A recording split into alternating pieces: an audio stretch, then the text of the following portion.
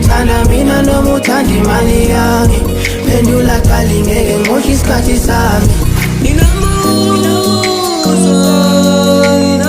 Nginabuzo mangihleli phansi emsebenzini soloko ngicabanga ukuba wena uthanda imali yami, uthanda imali yami, uthanda imali yami. Seniboni uthanda imali yami, awuthandi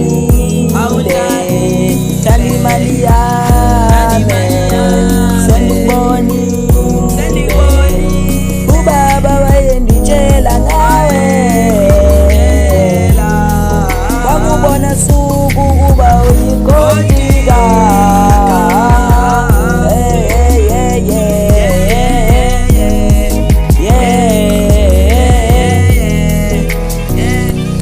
Mina nginombuzo ukuthi uthanda mina noma uthanda imali yami.